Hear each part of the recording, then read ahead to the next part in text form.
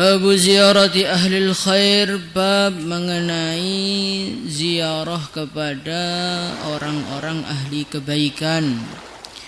Wa mujalasatihim, dan duduk bersama mereka. Wa suhbatihim, dan berteman dengan mereka. Wa mahabbatihim, dan cinta kepada mereka. Wa talabi ziyaratihim, dan meminta berziarah kepada mereka. Wa du'ai, dan meminta doa minhum, dari orang-orang ahli kebaikan. Wa ziyaratil mawadhi'i, dan berziarah ke tempat-tempat al-fadilati, yang utama. Qala Allah Ta'ala: وَإِذْ قَالَ مُوسَى لِفَتَاهُ لَا أَبْرَحُ حَتَّى أَبْلُغَ مَجْمَعَ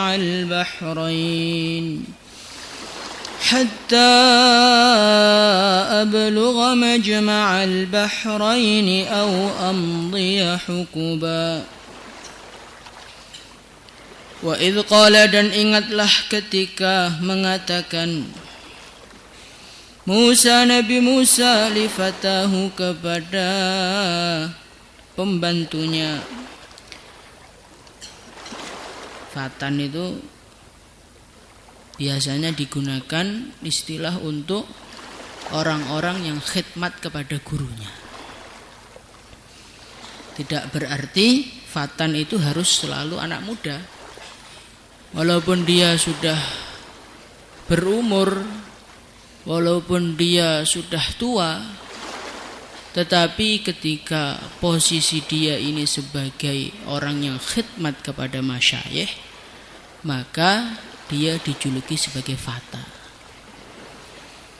Kenapa dijuluki sebagai fata? Karena fatan itu bahasa halusnya dari seorang budak. Maka baginda Nabi Muhammad SAW dalam satu hadis, beliau mengatakan, jangan engkau mengatakan kepada budakmu hadza abdi, ini adalah budakku, tetapi katakanlah ini adalah pemudaku. Maksudnya ini adalah pembantuku. Nah, kenapa orang yang khidmat kepada masyayikh dikatakan sebagai fata? Karena mereka ini saking pengennya mendapat barokah dari gurunya, sampai mereka memposisikan dirinya seakan-akan seperti seorang budak. Itulah orang-orang terdahulu.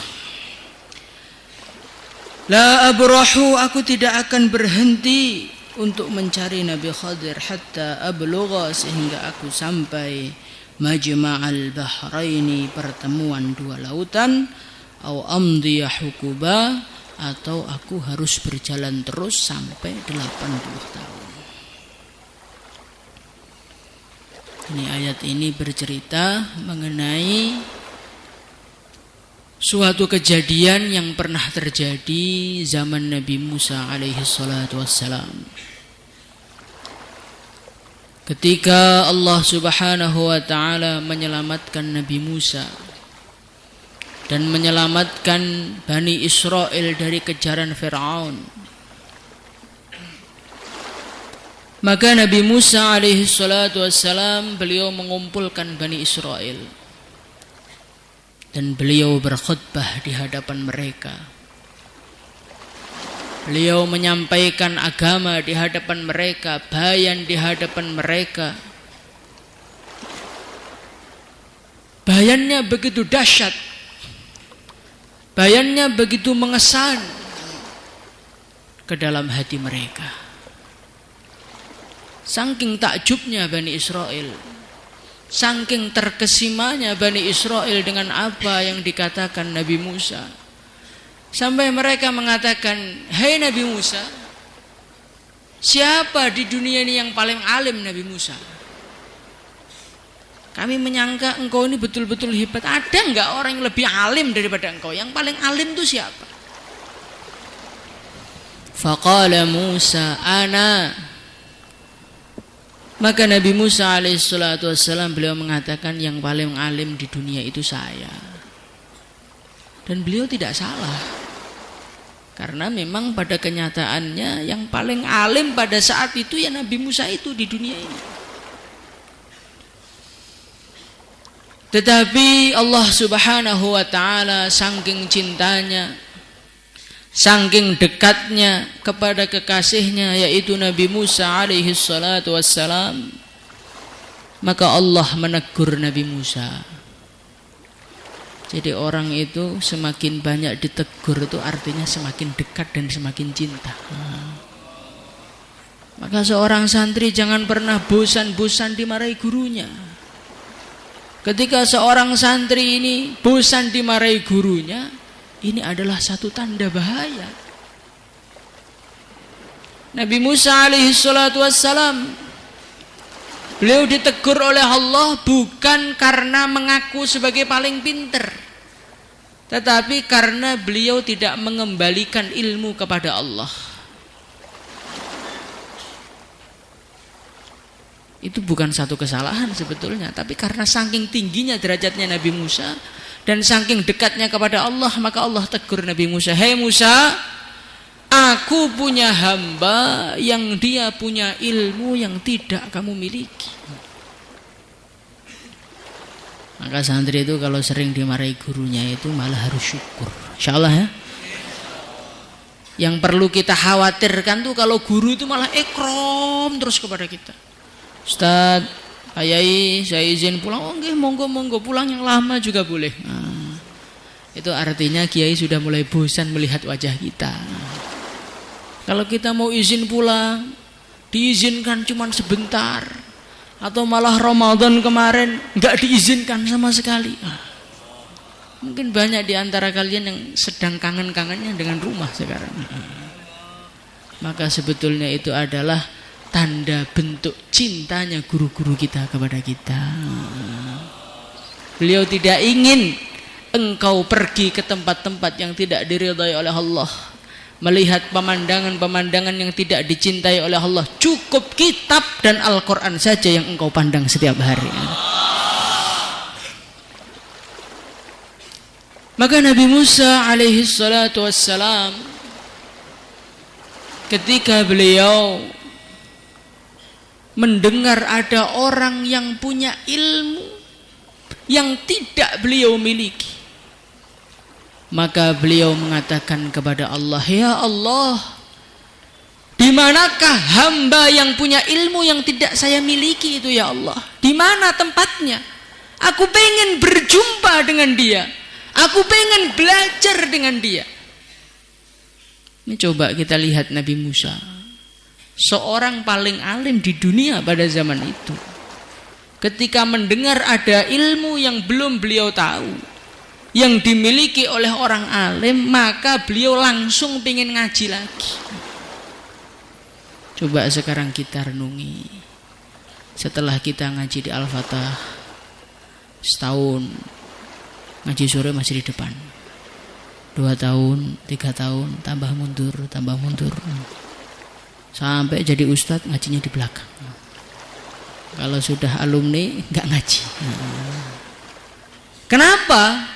Karena dia sudah merasa ilmu saya sudah banyak, sehingga nasihat-nasihat guru saya sudah tidak perlu aku dengarkan lagi. Alangkah jauhnya kita dengan Nabi Musa. Nabi Musa alaihi salatu wassalam, ketika ada ilmu yang belum beliau tahu, maka beliau mengatakan, "Ya Allah, di mana tempatnya orang itu?"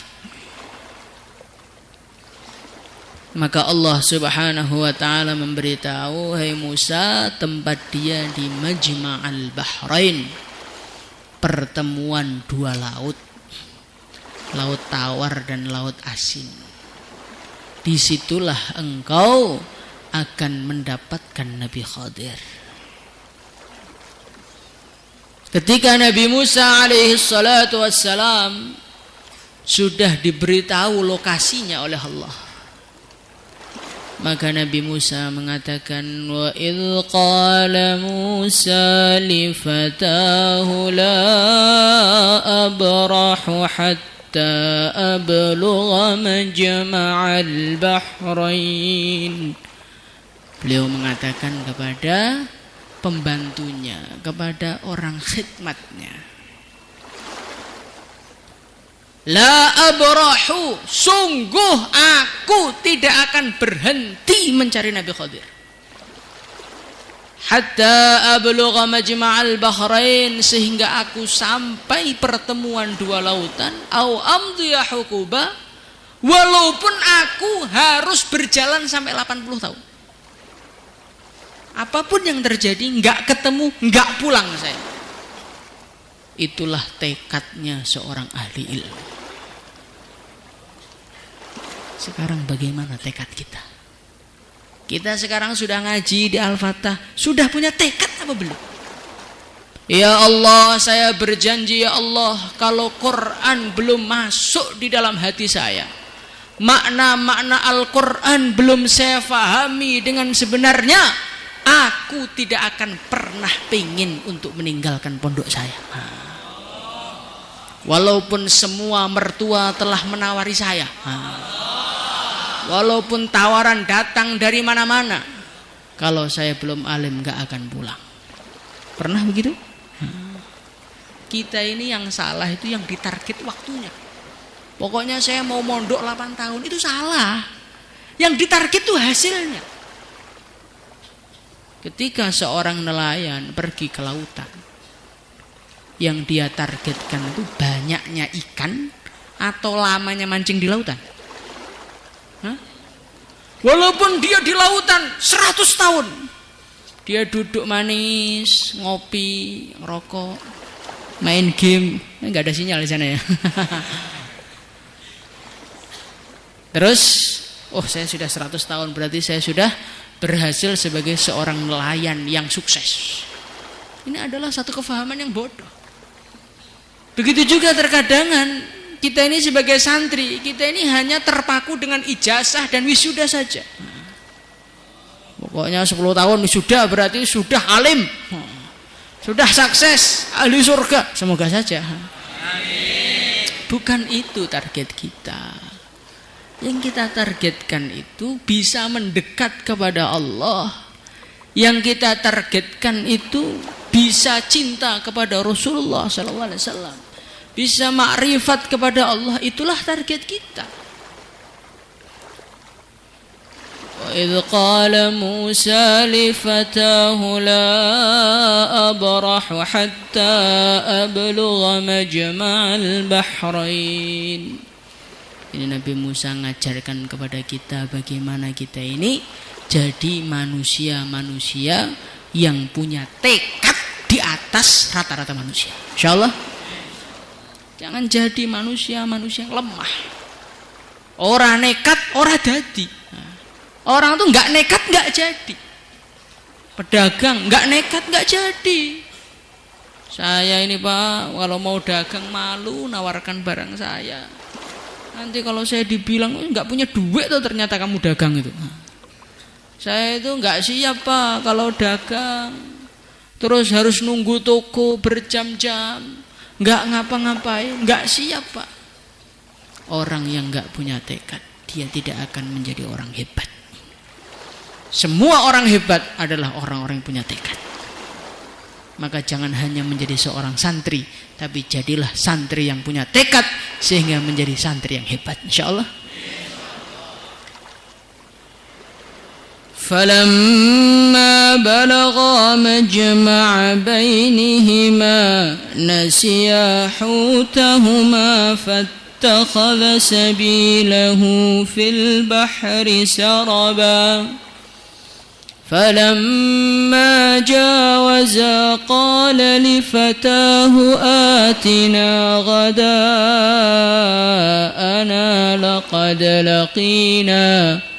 لقد لقينا من سفرنا هذا نصبا. Akhirnya Nabi Musa mulai mengadakan satu perjalanan, melangkahkan kakinya, meninggalkan kampung halamannya, ditemani oleh pembantunya. Selangkah demi selangkah, Akhirnya ribuan langkah mereka dapatkan. Ketika Nabi Musa alaihissalatu wassalam, beliau sudah sampai di Majma'al Bahrain, maka Nabi Musa mengatakan, atina ghada'ana laqad laqina min safarina hadza nasaba. Itu sebelum beliau berangkat dipesani oleh Allah, hai Musa, kamu nanti kalau mau jalan bawalah bekal berupa ikan. Bawalah bekal berupa ikan. Nah, nanti tandanya kamu itu mau sampai di tempatnya Nabi Khadir, ikan kamu hilang. Maka ayah saya dulu mengatakan ketika ngaji surat Kahfi ini, beliau mengatakan, jadi santri itu di antara perkara yang perlu dia miliki itu adalah bekal untuk ngaji. Dan tandanya seorang santri ini mau jadi bekalnya itu habis semuanya. Kayak Nabi Musa ketika beliau mau jumpa sama Nabi Khadir, bekalnya oleh Allah dihilangkan. Maka ikannya itu lompat ke lautan, terus air yang dilewati oleh ikan tersebut menjadi membekas seperti terowongan. Jadi airnya itu menjadi kaku gitu. Maka Nabi Musa alaihi salatu wassalam beliau mengatakan, atina ghada'ana laqad laqina min safarina hadza nasaba. Hei pembantuku, makanannya kamu bawa sini, makanannya ikan yang kita bawa tadi bawa sini. Laqad laqina min safarina hadza nasaba, sungguh aku telah merasakan kecapean dari perjalanan ini. Ini tandanya orang tuh mau ngaji sungguh-sungguh tuh kalau kecapean. Maka santri kalau dia itu jalan sudah hampir miring-miring mau jatuh, kayak lelah betul. Lah ini berarti santri betulan. Santri kok masih bisa ngobrol, seger, sehat, nggak ngaji itu berarti. Itu berarti di pondok bangun tidur makan, bangun tidur makan. Laqad laqina min safarina hadza nasaba. Tandanya orang itu sungguh-sungguh tuh kalau dia merasakan satu kecapean yang luar biasa. Maka pemudanya mengatakan, qala ara'aita idh awayna ila as-sakhrati fa inni nasitul hut wa ma ansanihu illa asy-syaitanu an adhkurah wattakhadha sabilahu fil bahri ajaba. Maka pembantunya tadi mengatakan, hai Nabi Musa, aku melihat ikan tadi itu lompat. Di tengah perjalanan itu ikan itu tiba-tiba hidup lagi, ikannya itu sudah matang. Tiba-tiba hidup lagi, lompat. Wattakhadha sabilahu fil bahri ajaba. Kemudian dia menjadikan jalannya itu unik sekali gitu. Karena dia hidup, lompat, setelah lompat air yang dia lewati itu menjadi sebuah terowongan.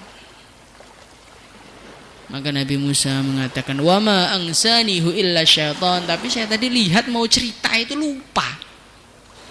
Mau cerita itu lupa, wa ma ansanihu illa syaitan, tidak ada yang menjadikan aku lupa kecuali syaitan. Jadi orang itu ngaji kok Qur'annya enggak lancar-lancar, lupa terus. Itu bukan karena wah saya ini Pak bodoh saya ini, bukan. Sebetulnya kita ini dibikin lupa oleh syaitan. Kenapa dibikin lupa oleh syaitan? Kok dia berhasil? Karena kita ini kurang amalan. Maka santri-santri yang ayat hirzinya itu enggak rajin, biasanya enggak kubro-kubro itu. Ya kenapa? Ya itu tadi, karena setiap hafalan dibisik setan, hafalannya hilang lagi. Setiap hafalan dihapus oleh setan, hafalannya hilang lagi. Maka kalau amalannya ingin kuat itu wiritannya harus kuat, insyaallah. Qala dzalika ma kunna nabghi fartadda ala atharihima qasasa. Maka Nabi Musa mengatakan, "Oh itu. Ya hilangnya ikan itulah yang kita cari. Berarti kita ini sudah sampai di tempat tujuan yang kita cari. Fartadda ala atharihima qasasa, maka Nabi Musa balik lagi menelusuri jalan yang beliau lewati. Fawajada 'abdan min 'ibadina atainahu rahmatan min 'indina wa 'allamnahu min ladunna ilma. Maka Nabi Musa alaihi salatu wassalam akhirnya ketemu Nabi Khadir. Bagaimanakah Nabi Khadir disifati oleh Allah? Atainahu rahmatan min indina, beliau adalah orang yang mendapatkan rahmat dari Allah. Wa 'allamnahu min ladunna ilma, dan beliau adalah orang yang diajari ilmu oleh Allah, ilmu laduni. Ilmu laduni itu ilmu apa tuh? Ilmu laduni itu ilmu yang enggak bisa dipelajari, dan ilmu itu ditancapkan di dalam hati sehingga menjadikan keraguan-keraguan sebelumnya hilang tanpa tersisa lagi. Qala Junaid al-Baghdadi rahimahullahu ta'ala, beliau mengatakan ilmu laduni ini ilmu apa? Maka natahakkuman fil asrari bi ghairi dhannin. Ilmu laduni itu adalah ilmu yang di dalam hati, saking mancepnya sampai yakin dan tidak tergoyahkan lagi. Nah kita ini sekarang kan punya ilmu tuh kan, tetapi ilmunya ini ilmu angin-anginan, ilmu yang mudah dirobohkan dengan suasana keadaan. Contoh, kita ini ngaji di tahfidz umpamanya, ngapalkan Quran, ketemu sama teman, kamu ngapain mau dari tahfidz? Orang itu nggak hanya di akhirat saja loh.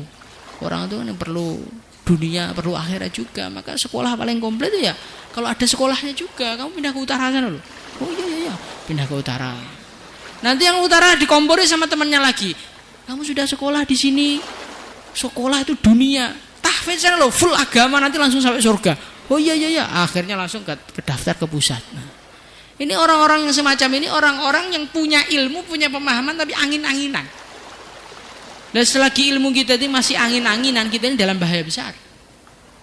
Karena dalam kehidupan kita ini akan berjumpa dengan berbagai macam manusia yang punya pendapat masing-masing, yang punya pikiran masing-masing, yang punya selera masing-masing. Lah kalau ilmu kamu itu nggak mancep betul, nanti sampai pasar ilmunya ganti hijau, nanti ke Manesrejo jadi merah, nanti ke Madiun jadi putih, nanti ke timur jadi hitam, nanti ke timur lagi jadi hilang malah. Maka kita ini jadilah, mintalah kepada Allah Subhanahu wa taala ilmu yang langsung dari Allah, sehingga ilmu itu betul-betul menancap di dalam hati, insyaallah.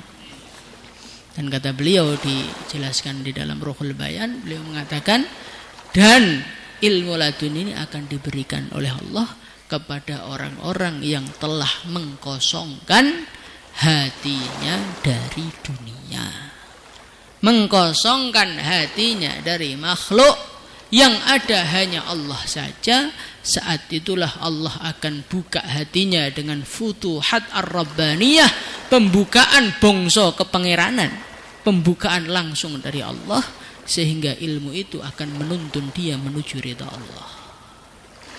Maka teman-teman santri, kita ini jangan hanya sekedar ngaji, tetapi bagaimana kita kosongkan hati kita dari dunia, kosongkan hati kita dari makhluk, insyaallah ya. Ini penting, karena kita ini tujuannya itu mau surga gitu. Tujuannya itu mencari ridha Allah. Lah kalau hati masih diisi dengan dunia, ya kita mesti akan terhambat perjalanannya menuju kepada Allah. Maka santri itu nggak usah media-media sosial, nggak usah lihat kehidupan orang-orang kafir.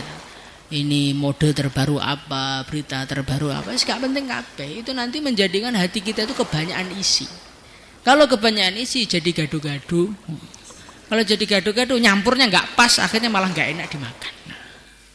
Begitu juga orang tuh kalau punya ilmu agama campur dengan dunia, akhirnya air comberan dicampur dengan air jernih, rasanya nggak karu-karuan. Maka bagaimana kita yang sudah ambil jalur agama, ya sudah kita pegang ini sampai mati, nggak usah toleh kanan, nggak usah toleh kiri, madep, mantep, sampai ilmu nih mancep. Insyaallah. Akhirnya Nabi Musa pun jumpa dengan Nabi Khadir. Terusnya gimana? Nanti kelewat waktunya. Salatullah